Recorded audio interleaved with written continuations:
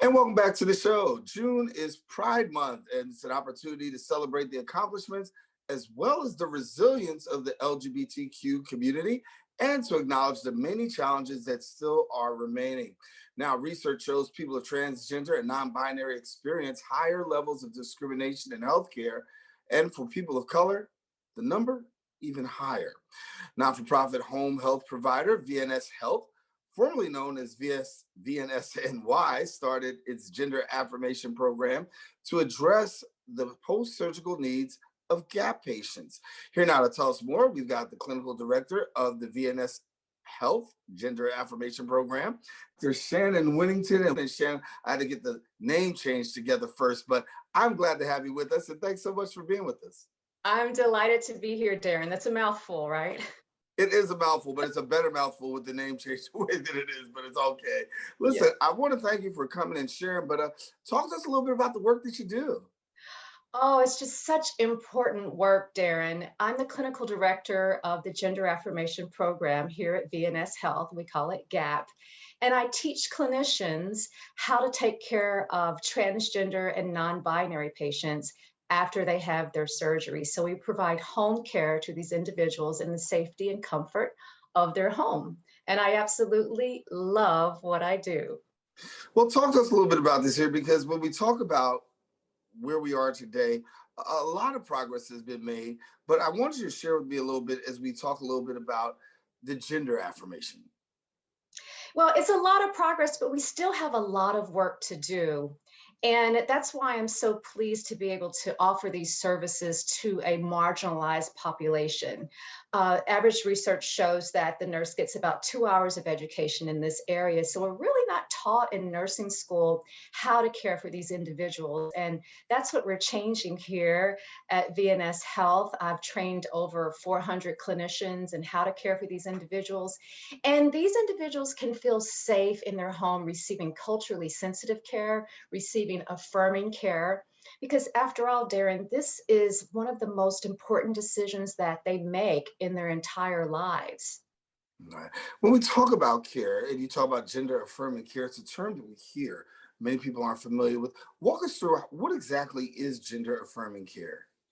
Well, it's really about cultural sensitivity, where we are recognizing that some individuals do not identify in what we call our binary society of male or female. Some individuals exist along a gender spectrum, somewhere between that. As far as transgender individuals go, these individuals disagree with their assigned anatomical sex. You know, the baby pops out, the doctor looks between the hips and says, it's a girl, it's a boy. Well, these individuals don't really agree with that. So a lot of times they will have affirming surgery to reflect how they feel inside. So they either have a creation of a body part or removal of body parts. And the work that's being done these days is just absolutely beautiful. These individuals go on to live very successful lives and integrate well in society in general. Yeah. So we talk about the LGBT community and VNS Health, and really has done a great job in meeting the needs and also trying to address the needs. But for somebody who may not be so familiar, walk us through a little bit about the services that are available for those in the LGBTQ community. Well, we also have services for LGBTQ elder patients who come in to see us, because we want to be able to identify these patients if they self-identify, so that we can provide patient-centered care to them, understanding that who may be next to them may be their partner, may be their spouse. It may not look like a traditional heteronormative family where there's a wife and a husband. It could be two men together, two women together, trans people together, people who are gender nonconforming, people who are gender expansive. And our program covers all of that so that we really understand more about this patient to be able to provide patient-centered care. And that's just really important to us. Yeah. I want to talk to you about you for a minute, because you have recently received some awards, and I want to talk about some of that. I know that you received the Quality and Innovation Award from the Home Care Association of New York State, the Daisy Award, but most recently you were named as Crain's New York notable LGBTQ plus leaders. And what does it mean for you to be able to be named as a leader, to be regarded for your work, and understanding your sensitivity towards this population.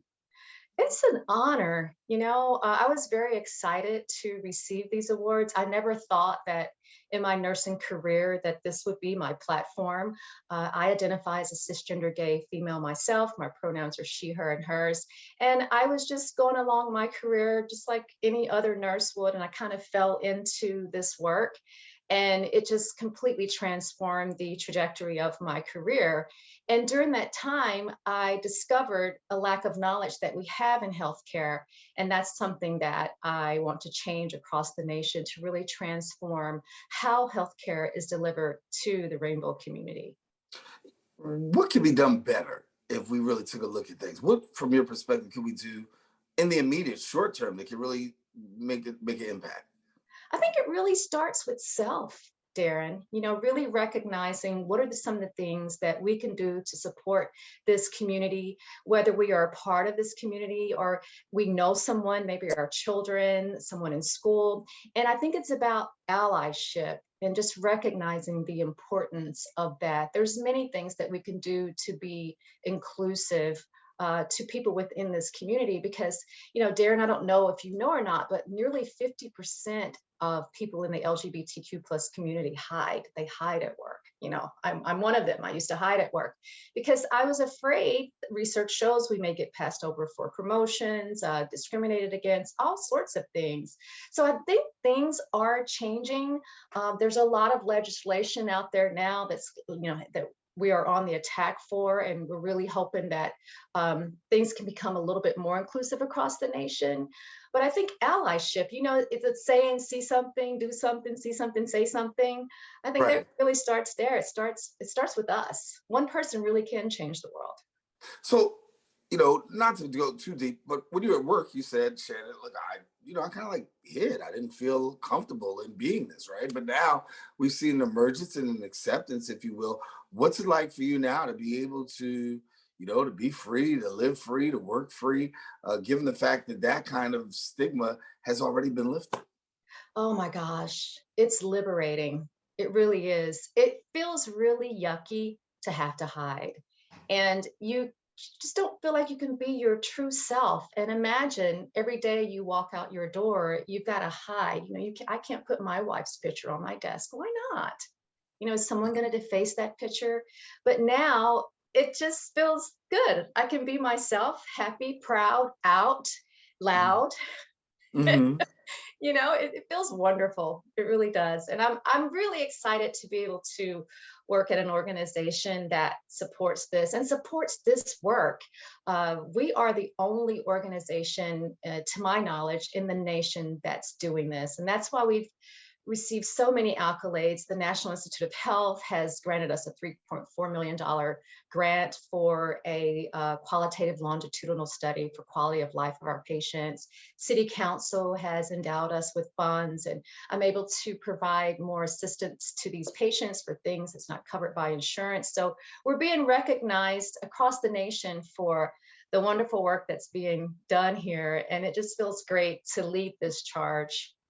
Well, Shannon, I want to congratulate you on the work that you're doing. Happy Pride Month. And I want you to know that certainly we appreciate all that you're doing and the fact that you enjoy what you're doing. Anybody that watches this segment can be able to tell that. And so thank you so much for being with us. And of course, best wishes. We'll talk to you soon. Thank you so much, Darren. Happy Pride. Happy Pride. All right. Well, Shannon has been our guest. Want to let you know if you want more, all you got to do is go to the website, vnshealth.org, vnshealth.org, and you can find out more information. We encourage you, don't go anywhere. We've got more show. Open continues coming up right after this.